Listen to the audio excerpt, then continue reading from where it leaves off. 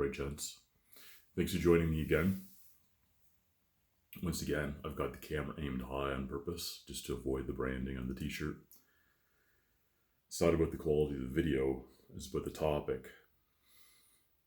Something to discuss, something to think and meditate on. Something that I have found and kind of morphed into a philosophy over time is the idea of being a concern.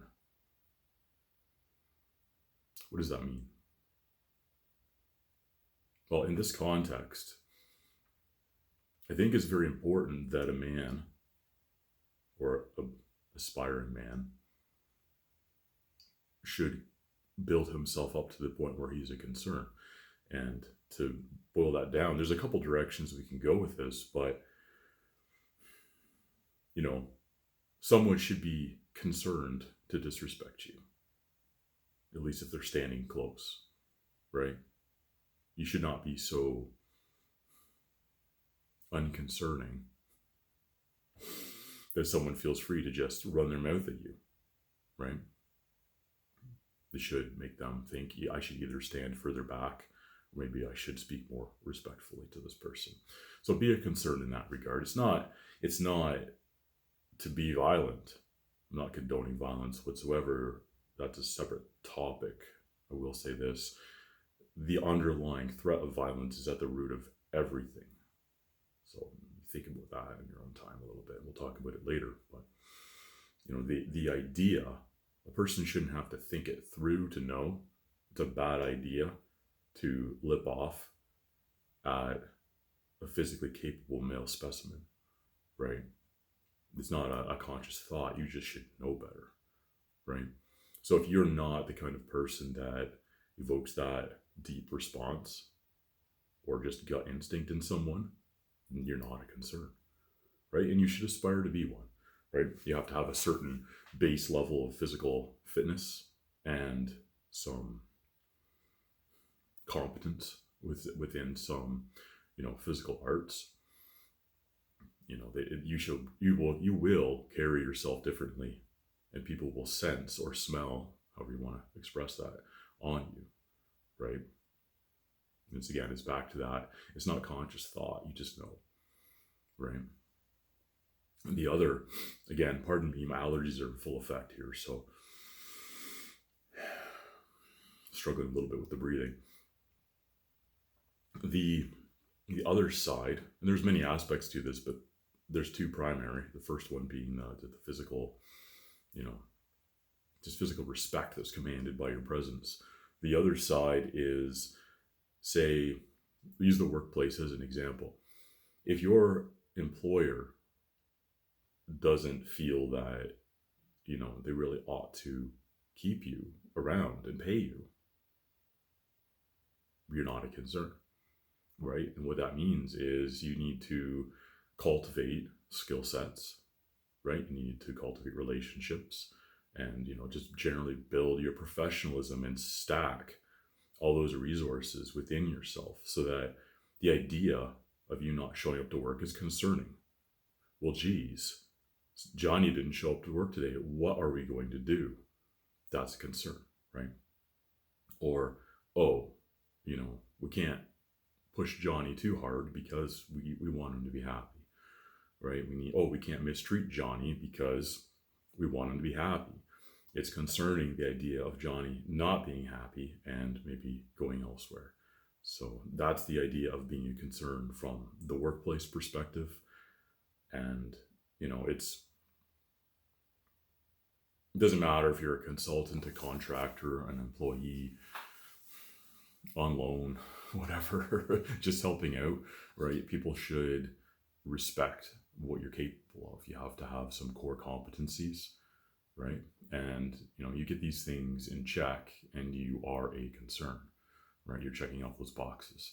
And you can extrapolate this to various aspects of life. Just like think about relationships, right? If you're in your peer group, with your friends, whatever, you're on the softball team, whatever, right? People need to have a reason to respect and value you. So if you let people walk all over you, you don't say what you're going to do, if you don't do what you're you say you're going to do, then you're not very concerned. You're barely respect worthy. You're not respect worthy at that point, right? You get the base level of respect that we here in North America give to human life. And a lot of places in the world, that's not a thing. So don't kid yourself, right? Some of this stuff is purely like this continent kind of thing. And barely at that. There's places even in the North American continent where that, you don't get that base level of respect for being a human, right? So I'm not going to go down that rabbit hole too far, but think about it, you know what I'm saying. But you don't show up to practice for the softball team. Well, why should we put you in the starting lineup? Well, I'm upset because I wanted to, I'm paying the same amount everybody else is to be in the league. So you're actually not. Everybody else paid the same entry fee and bought the shoes and the bag and whatever else, the water bottle. But they actually paid with time where you didn't. So you paid less. So you're bitching and moaning, you're complaining, your poor me mentality. It's unfounded. Stop kidding yourself.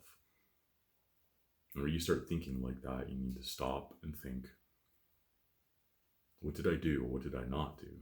Because they're not concerned about you not signing up for the league next year because you don't pay as much as everybody else. You're not coming to practice, right? It's the same thing with your friend group who remembers birthdays, who checks in on people when they haven't been around much or when they seem like they're a little out of sorts, who is polite, who, respectfully calls, especially with a bunch of dudes who respectfully calls their brothers out on their issues from a place of care.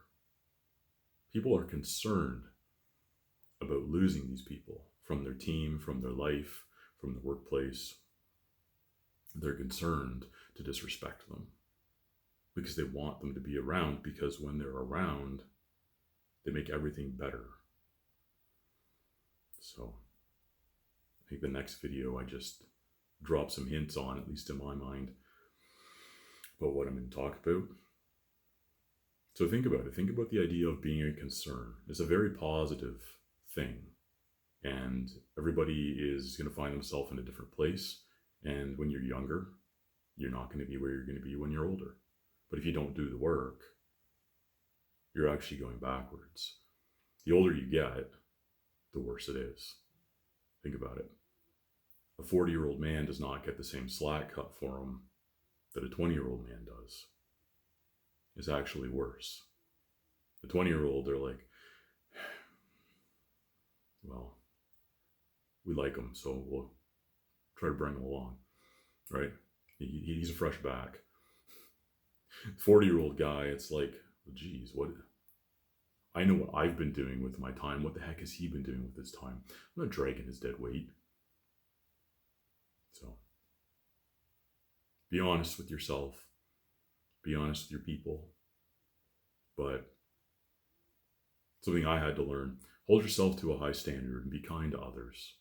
You cannot hold other people to the same standard that you hold yourself to. I don't know what the ratio is there, but you'll have to feel it out. You can't do the journey alone. There's no value in doing the journey alone. So I'll wrap it up there, guys. Thanks for joining me. Drop your comments below, please. I love to hear what you guys think about this stuff, and I'm perfectly okay to agree to disagree on anything, right? It's a journey. I didn't think this way even 5 years ago. It's an evolution. You got to put in the work in order to have some thoughts that you feel strongly about. Otherwise, it's just emotion, right? So please subscribe and comment, and I'll see you in the next one.